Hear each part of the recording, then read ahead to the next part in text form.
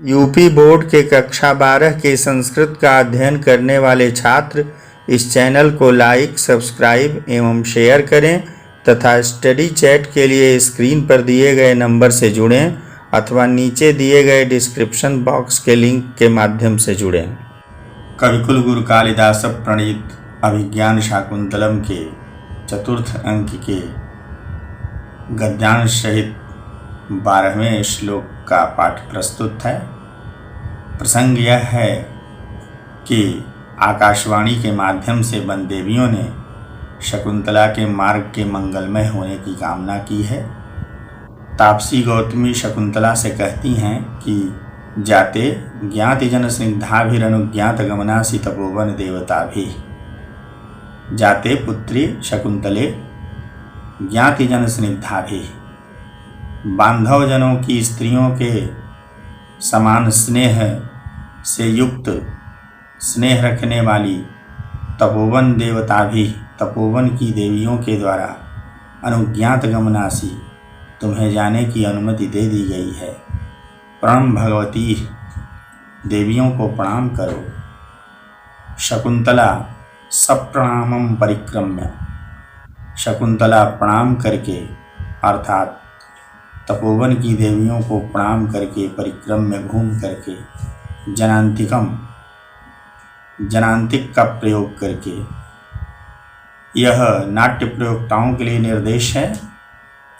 अभिनय पूर्वक शकुंतला प्रणाम करती है, फिर घूम करके जनांतिक का प्रयोग करके। जनांतिक का मतलब होता है त्रिपताक कर, एक विशेष प्रकार की हस्तमुद्रा है जिसका नाट्य में प्रयोग किया जाता है। उस त्रिपताक कर के द्वारा अर्थात सामान्यतः कह सकते हैं कि हाथ की ओट से दो पात्र आपस में इस प्रकार से बात करते हैं जिससे कि मंच पर स्थित अन्य पात्र उन बातों को न सुन रहे हों। इस प्रकार अभिनय करते हुए जो दूसरे पात्रों से छिपाकर बात की जाती है उसे जनांतिक कहते हैं। यहाँ शकुंतला केवल प्रियंवदा से ही बात कर रही है। कहती है कि हला प्रियंवदे सखी प्रियंवदे। हला ये संस्कृत नाटकों में संबोधन के लिए शब्द का प्रयोग होता है। प्रायः सखियाँ एक दूसरे को हला संबोधन करके बात करती हैं। हला प्रियंवदे सखी प्रियंवदे आर्यपुत्र दर्शनोत्सुकाया अप्याश्रम पदम परित्यजन्त्या दुखेन में चरणों पुरतः प्रवर्तेते। सखी प्रियंवदे आर्यपुत्र के अर्थात पति दुष्यंत के दर्शन के लिए उत्सुक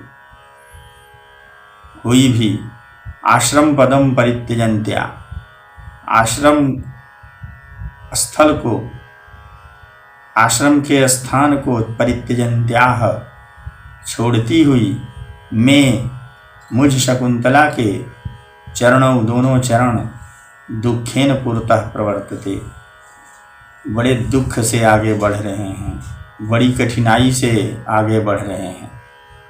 शकुंतला के कहने का भाव यह है कि यद्यपि उसके मन में आर्यपुत्र अर्थात पति दुष्यंत से मिलने की उत्सुकता है, फिर भी आश्रम को छोड़ते हुए उसके पैर बड़ी कठिनाई से आगे बढ़ रहे हैं, उसे बड़ा दुख हो रहा है। आश्रम को छोड़ते हुए उसे बड़ा दुख हो रहा है। प्रियंवदा कहती है कि न केवलम तपोवन विरह कातरा सखी एव, केवल सखी ही तपोवन विरह कातरा न तपोवन के विरह से, तपोवन के वियोग से दुखी नहीं है। त्वयोपस्थित वियोगस्य तपोवनस्यापि तावत् समवस्था दृश्यते। उपस्थित वियोगस्य, उपस्थितः वियोगः यस्य सः, अर्थात जिसका वियोग उपस्थित हो गया है अर्थात जिसका शीघ्र ही वियोग होने वाला है, ऐसा यह तपोवन, अर्थात यह तपोवन तुम्हारे से शीघ्र ही वियुक्त होने वाला है। ऐसे इस तपोवन की भी तावत समवस्था दृश्यते, तुम्हारी जैसी ही समान अवस्था दिखाई दे रही है।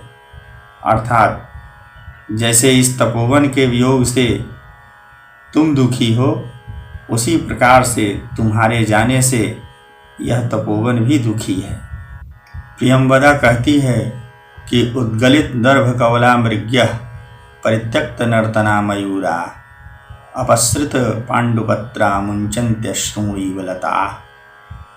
इसका अन्वय इस प्रकार से है, मृग्यः उद्गलित दर्भ कवलाः मयूराः परित्यक्त नर्तनाः लताः अपसृत पांडुपत्रा अश्रूणि मुंचन्ति इव। इस श्लोक का संदर्भ पूर्ववत लिखा जाएगा, जैसा कि 11वें श्लोक में बताया जा चुका है। इसकी व्याख्या देखेंगे। मृग्यः उद्गलित दर्भ कवलाः, हरिणियों ने कुशों के ग्रास उगल दिए हैं। उद्गलिताः दर्भाणां कवलाः याभिस्ताः, अर्थात जिन्होंने कुशों के ग्रास उगल दिए हैं, ऐसी हरिणियों की दशा ऐसी हो गई है। शकुंतला के जाने के वियोग से इतनी दुखी हो गई हैं कि अभी जो उन्होंने अपने मुख में कुशाओं के ग्रास लिए हुए थे, उसे उगल दिया है। मयूराः परित्यक्त नर्तनाः, मोरों ने नृत्य करना छोड़ दिया है, नर्तन छोड़ दिया है। परित्यक्तम नर्तनम यैः ते, अर्थात मोर भी शकुंतला के जाने के वियोग से दुखी हो गए हैं और अभी जो नर्तन कर रहे थे उन्होंने अपना नृत्य बंद कर दिया है।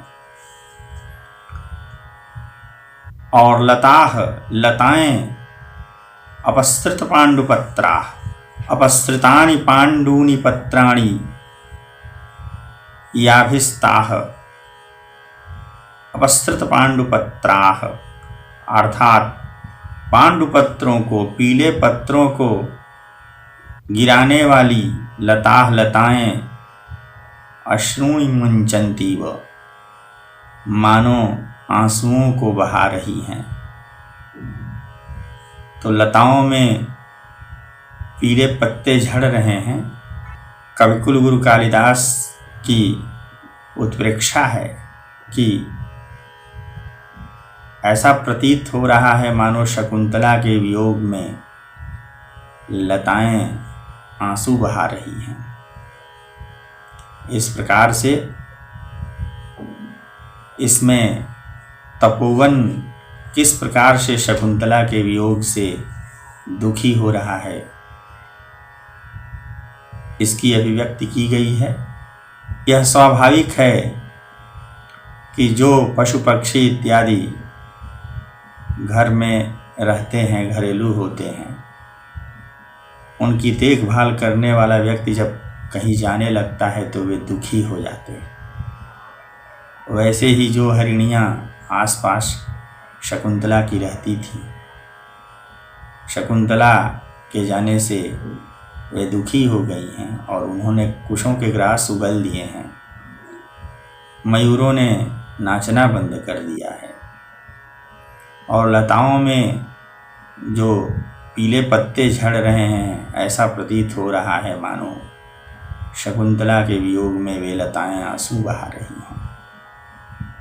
यहाँ कालिदास ने भारतीय समाज में विवाहोपरांत एक कन्या की विदाई के समय जो दृश्य उपस्थित होता है, उसे यहाँ उपस्थित कर दिया है।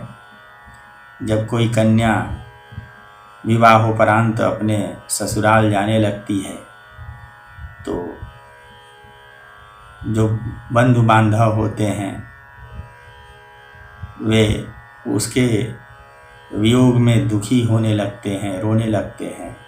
यहाँ पर हरिणियाँ शकुंतला की बहन के तुल्य हैं और मयूर भाई के तुल्य हैं। इसी प्रकार से लताएं भी बहन के तुल्य हैं।